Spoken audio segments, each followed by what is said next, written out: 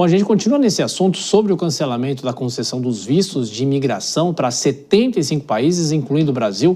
O nosso entrevistado agora é o advogado, especialista em direito internacional e macroeconomia, Daniel Toledo. Tudo bem, doutor? Como vai? Muito obrigado mais uma vez por estar conosco aqui na Jovem Pan. Muito bem-vindo. Boa noite, Thiago. É um prazer imenso estar aqui com vocês. Prazer é nosso. Doutor, a pergunta é um pouco básica, mas eu acho que é bom para tentar traduzir efetivamente o que pode estar por trás dessa decisão. Afinal, qualquer país pode tomar uma decisão como essa? Sem dúvida. Qualquer país, qualquer órgão diplomático, qualquer departamento de Estado pode tomar uma decisão como essa e simplesmente optar por não receber mais cidadãos de determinados países. O que fica um pouco nebuloso nessa situação específica é que, primeiro, nós temos aí diversos países atrelados ao Mercosul e diversos países atrelados próximos do Mercosul, né? E nós temos aí principalmente países atrelados aos BRICS. Mas nós tivemos a exclusão da China. China é essa que o Donald Trump e o Marco Rubio também vem batendo bastante neles, principalmente na questão do fornecimento aqui de drogas para os Estados Unidos, que ele é o principal fabricante e distribuído através do México. Então, fica um pouco nebuloso para a gente entender qual foi realmente a intenção do Departamento de Estado em colocar principalmente o Brasil nessa situação, porque o Brasil não é financiador de terrorismo, o Brasil não tem organização terrorista, pelo menos não declarada pelo governo americano até agora. Nós estamos tentando aproximar um relacionamento com os Estados Unidos que vem sendo num caminho muito bacana, principalmente na exportação. Nós temos aí diversas questões que são interessantes para os Estados Unidos, principalmente nesse momento para manter inflação. E agora o Brasil é colocado aí nessa lista. E a China não é colocada nessa lista. A China é essa que tem diversos problemas diretos e declarados com os Estados Unidos. Ficou um pouco nebuloso e aqui dentro, eu estou em Houston, aqui dentro nós percebemos que até os americanos não estão entendendo muito bem por que alguns países estão fazendo parte dessa lista. Nise Campos de Toledo. Professor, boa noite. Isso não faria parte de toda a estratégia de Trump mesmo, contrária aos imigrantes nos Estados Unidos? Porque, além dessa decisão relativa aos vistos, a gente sabe de toda a movimentação para expulsar os expulsar os imigrantes de lá, mas nós tivemos, inclusive, manifestações recentemente pelo caso de uma mulher que foi morta justamente ao criticar essa posição do governo dos Estados Unidos. Então, não vai de encontro a essa postura que ele teve desde a época de campanha? Denise, excelente pergunta, vai de encontro, mas ela também não faz sentido para mim. Vou te explicar para você, vou explicar por quê. O principal argumento dessa justificativa é o public charge. O que é o public charge? É o subsídio do governo que custa aos cofres públicos a manutenção de um imigrante, seja ele temporário ou ilegal, que esteja dentro dos Estados Unidos. Vamos colocar de uma forma bem simples para as pessoas entenderem. José vem para os Estados Unidos, José é filho de João, João é cidadão americano. Mas enquanto José fica aqui dentro dos Estados Unidos aguardando aí uma autorização para ele poder trabalhar, ele vai ter que sobreviver de alguma coisa. Se ele precisar de uma assistência médica, se ele precisar de um plano de saúde, se ele precisar de um benefício qualquer, de um vale alimentação, ou até em alguns estados, como ocorre muito em Nova York, o vale moradia, né? Você tem o governo subsidiando. Ah, mas não é o governo federal. Ok, é o governo estadual, o dinheiro sai do bolso do contribuinte. Esse é o grande problema, esse foi um mote de campanha do Donald Trump, e é isso que ele está querendo combater. Só que o que acontece? Quando você barra os vistos de imigrantes, você não está barrando só esses que o Donald Trump, inclusive, quer acabar com a cidadania por nascimento, ou seja, se você não for filho de legais dentro dos Estados Unidos, você não tem direito à cidadania americana, porque você não está legalmente colocado dentro dos Estados Unidos. Isso é o que ele vem tentando no Congresso, tá? Não é o que está válido agora, mas é o que ele vem tentando no Congresso, que vai muito de encontro a isso. Porque quando a pessoa pega a cidadania dela, ela pode aplicar para o pai, para a mãe, para os irmãos. Ah, mas os irmãos demoram aí 12 anos. Demora, mas eles acabam trazendo. E a gente percebe que muitos destes países nos quais foram colocadas essas restrições Eu discordo do Brasil, mas muitos dos outros países, eles fazem exatamente isso. É a corrente que vem trazendo o pai, que traz o filho, que traz o outro irmão, que traz o sobrinho, que depois traz o irmão do pai, que veio pelo filho, aí o irmão do pai traz os filhos dele, mais o irmão da mulher dele, e assim vem essa corrente que não tem mais fim. E isso gera um custo para os cofres públicos que é imenso, é gigantesco.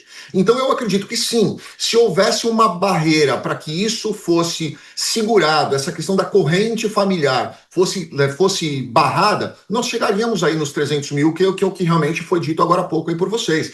Mas tirar dos Estados Unidos os vistos de transferência de executivo ou os vistos de habilidades extraordinárias ou alguma coisa nesse sentido, não foi retirado. Mas as entrevistas não vão acontecer mais nos consulados por um período, estima-se que até o final de abril, mas elas não vão acontecer. Você está tirando não só o que o Donald Trump quer tirar, mas o supra-sumo. Você está tirando o filé mignon dos vistos. E isso eu acho que vai acabar pesando e isso vai fazer com que eles repensem novamente. Professor, agora a pergunta de Dora Kramer, só reforçando o professor Daniel Toledo, que está nos Estados Unidos e traz também toda essa situação, convive diariamente com pessoas, com os clientes que vão até o escritório dele. Dora? Estamos sem o microfone da Dora, é isso? Nós estamos escutando a Dora. Agora sim, Dora. Não, nós estamos ouvindo, então enquanto a gente ajusta a Dora, vou chamar o Nelson Kobayashi aqui para fazer a próxima pergunta. Você, Koba. Doutor Daniel, boa noite, é um prazer falar contigo. A minha pergunta é, e sobre as pessoas, no caso os brasileiros, que já estão nos Estados Unidos, têm esses vistos de atividades extraordinárias ou qualquer uma dessas outras espécies de vistos que estão sendo impactados agora nas novas emissões, há risco deles em algum momento perderem o direito? Boa pergunta, Kobayashi.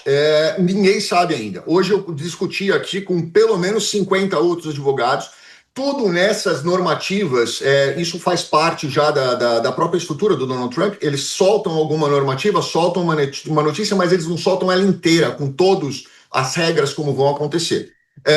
Quem está dentro dos Estados Unidos, ele tem suspensão de status em alguns vistos, então não deve impactar se eles tiverem suspensão de status. Se ele estiver dentro dos Estados Unidos com outro visto, como por exemplo, ele pode estar dentro dos Estados Unidos com um visto de estudante, ou ele pode estar dentro dos Estados Unidos com um visto de trabalho, ou ele pode estar dentro dos Estados Unidos com algum outro visto de habilidade que está mantendo o status dele enquanto ele aguarda esse peticionamento ou essa definição de um green card, então isso fica suspenso. Se ele estiver dentro desse período de suspensão, definitivamente não vai impactar. Mas se ele veio e ele não está com status, ele está dependendo da análise desse visto de imigrante para poder ter um status e se manter nos Estados Unidos, fatalmente essa pessoa vai acabar entrando em overstay e ela vai ter problema e ela não vai ter aprovação do visto dele porque ele teve um overstay.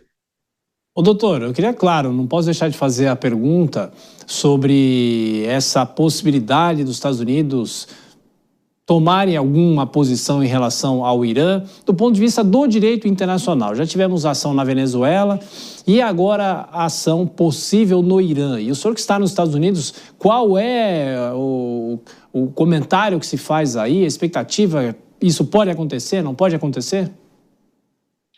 Tiago, eu vou falar minha opinião pessoal pelo que eu tenho visto aqui, né? Imediatamente após o ingresso na Venezuela, nós tivemos aqui diversas manifestações, principalmente dentro do Congresso. E quem acha que o Congresso hoje vota 100% dos republicanos votam nos projetos do Donald Trump, e quem acha que 100% dos democratas vota contra o Donald Trump, está completamente enganado. Nós temos aqui pelo menos 8 a 9 republicanos votando contra alguns projetos do Donald Trump e nós temos alguns democratas votando a favor de alguns projetos do Donald Trump. Então, não se coloque muito, está dividido aqui porque quem é democrata vota num e quem é republicano vota no outro. Isso não está acontecendo aqui. Segundo, quando houve a invasão na Venezuela, houve uma proposta bipartidária, que foi aprovada, inclusive, impedindo o Donald Trump de ter novas atitudes, na verdade, impedindo o governo americano, o governo federal, de ter uma atitude de invasão de um outro país e declaração de guerra, seja ela qual for o pretexto, contra qualquer outro país, sem autorização do Congresso. Então, eu acho que hoje a possibilidade de uma invasão do Irã é nula por causa dessa questão, porque se eventualmente ele fizer isso, ele vai estar tendo um grande problema dentro do Congresso e vai ter aí inclusive um pedido de impeachment, que ele mesmo já vem cantando essa bola em algumas entrevistas que ele dá. Eu acredito que invasão não vai acontecer. Bombardeios específicos, como tem acontecido, principalmente dizendo, olha, ali é um ponto do ISIS, do Estado Islâmico, vou fazer um bombardeio ali. Isso ok, isso eu acredito que possa acontecer. Aconteceu o que aconteceu com o Soleimani alguns anos atrás, pode acontecer também. Então, se o Khamenei eventualmente achar que ele está 100% seguro, eu acredito que ele não está. Uma intervenção pontual no Irã pode acontecer. Uma intervenção, como aconteceu na Venezuela, no sentido de entrar, pegar e sair usando forças militares americanas, o Congresso já vetou isso. Eu acho pouquíssimo provável que vai acontecer novamente. Daniel Toledo, especialista em Direito Internacional, que está nos Estados Unidos. Como sempre, obrigado por atender a Jovem Pan. Um bom ano e volte sempre, doutor. Muitíssimo obrigado, é sempre um prazer estar aqui com vocês. Obrigado. Destacando